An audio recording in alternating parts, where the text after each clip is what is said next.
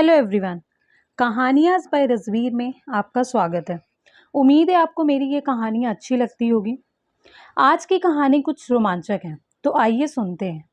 ये कहानी है शेर और मच्छर की।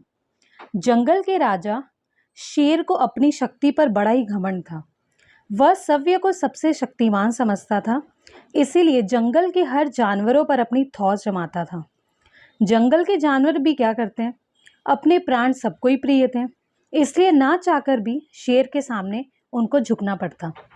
एक दिन दोपहर के समय शेर एक पेड़ के नीचे सो रहा था। वही एक मच्छर भिनभिनाने लग गया, जिससे शेर की नींद खुल गई।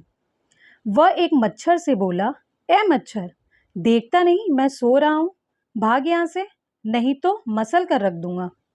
मच्छर बोला, क्षमा करे वनराज, मेरे कारण आपकी नींद खराब हो गई, किंतु आप मुझे ये बात नम्रता से भी तो कह सकते थे।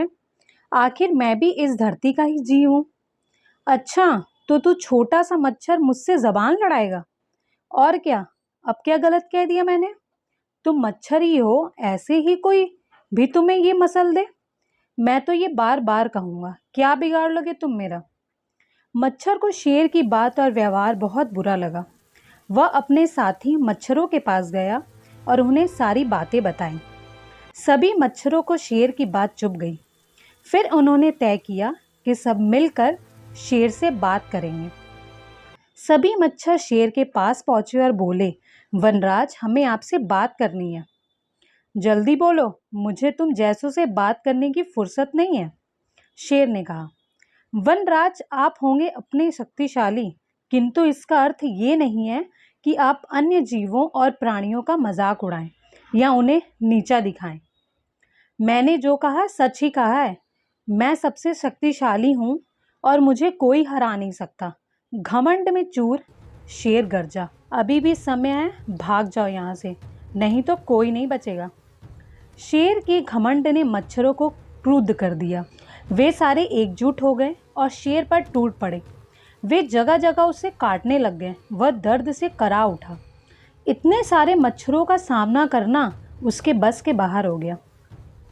वह दर्द से चीखता हुआ वहां से भागा, लेकिन मच्छरों ने उसका पीछा नहीं छोड़ा।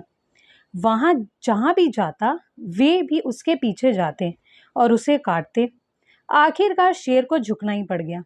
उसने हार मान ली। वह मच्छरों के सामने गिड़गिड़ाने लगा, मुझे बख्श दो, मुझसे गलती हो गई, जो मैंने तुम्हें तुच्छ समझकर तुम्हारा मजाक उड़ा दिया और तुमसे बुरा व्यवहार किया।